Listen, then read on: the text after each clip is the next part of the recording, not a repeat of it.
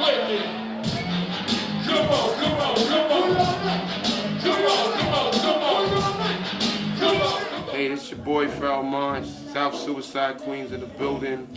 Internal Affairs, Simon says get the fuck up, Desire, Push, all the good shit, Raucous. That's what it is. Come on, come on.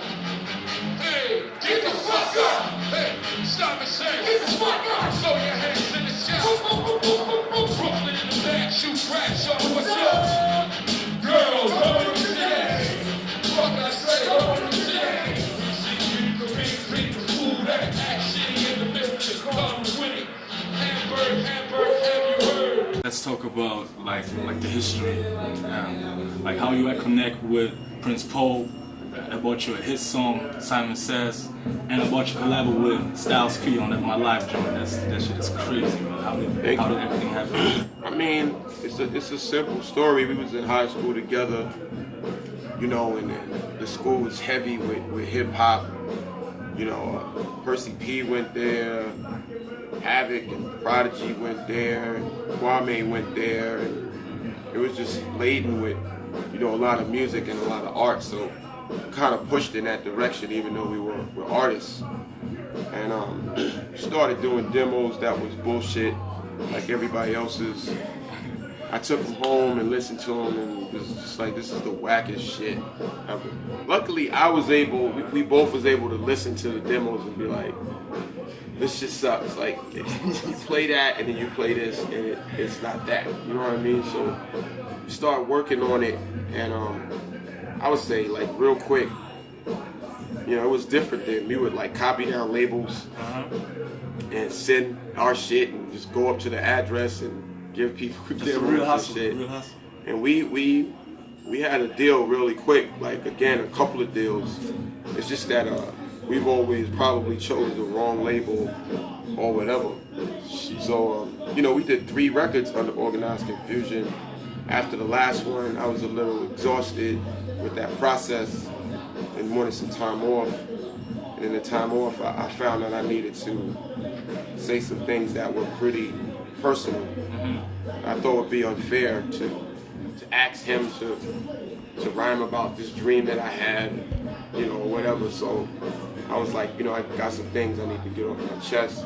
And in that experience, you know, doing things solo is pretty different from collaborating. So just Organized Confusion helped me to be a solo artist in general, because I don't think I would have went out there on a limb from the gate as a solo artist.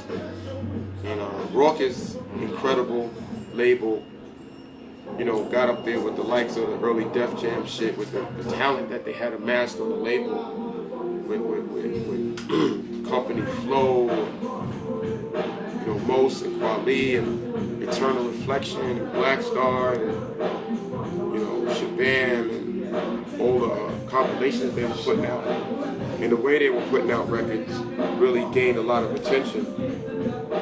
After the attention, I think, you know, when labels came in to take it to the next level, I think, you know, a lot of people have said sometimes when you're at White Castles and you just make hamburgers and you just make hamburgers and then you blow up, now you're trying to make shrimp scampi and all of these other types of dishes, and, you know, you kind of just should have stuck to making little square hamburgers. So, you know, things kind of got lost in the translation, I think, there with the marketing and promotion of the artists when other labels started stepping in and distributing. So we wound up at Geffen after like 3 years. 2 years, they switched distribution companies back and forth, and I opted out and had to go the legal route, became a free agent, signed the SRC.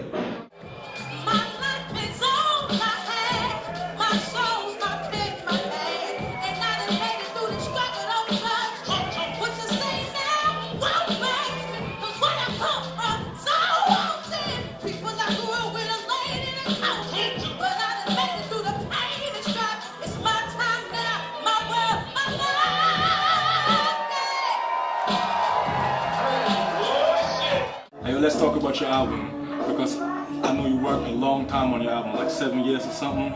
Just holla, just let me know what's good with your album. I mean, the bulk of the interim was like label problems and label politics. It really didn't take me 7 years to make the album. Actually, it took about a year and a half of like, you know, compiling everything. At the end of the day, I did amass 7 years of work, but the songs that are on the album, you know, took about a year and a half to put together. That's what it is. So let's talk about the features. Who's on it, like artist-wise, producer-wise?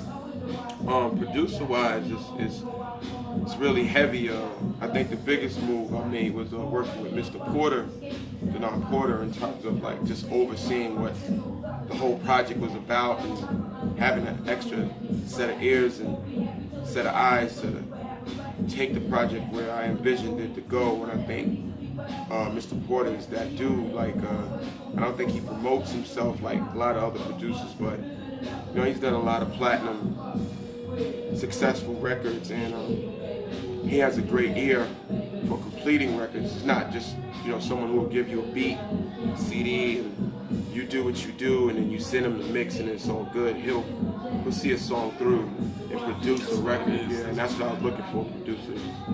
And I know you've been ghostwriting a lot, so let me know who you wrote for. I mean, like major artists or underground artists. Right. I just don't feel like it's ghostwriting. If you know who did it, then you're not a ghost. You know what I'm saying? I mean, I wrote 2 songs for Pup's album. I'm credited on the album. It's not like I was hiding. He was hiding me, which was instrumental in me doing it. So, you know, in that interim that we talked about earlier, you know, landed a publishing deal, which is why I was trying to do more writing for people with production and collaborations with people, and we was touring, and I was also working on an album, so that's how I was trying to stay busy in between.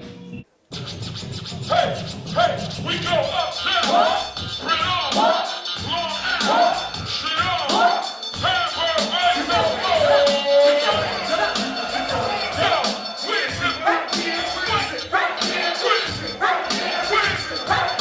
Just let's talk about politics and how do you see the world and everything on a quick tip.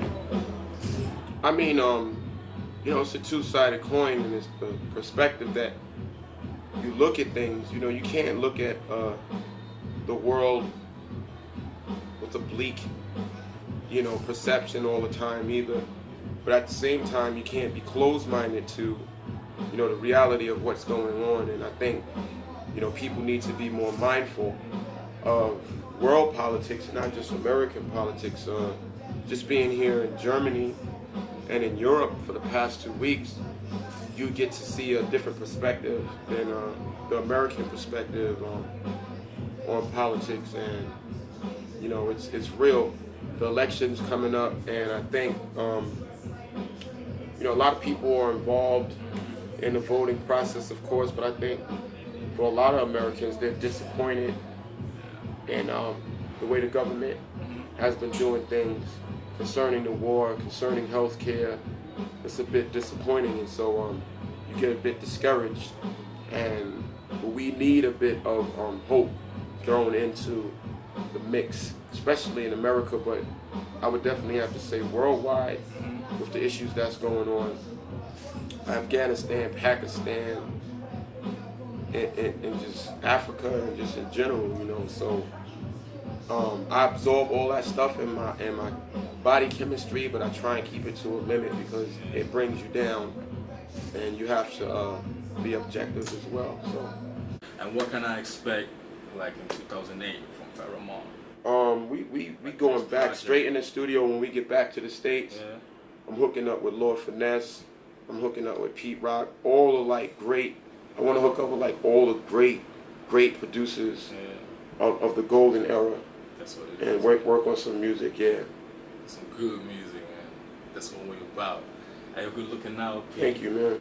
Real, man. We recognize real. Hamburg City, we got you, man. Thank you, man. The show was crazy.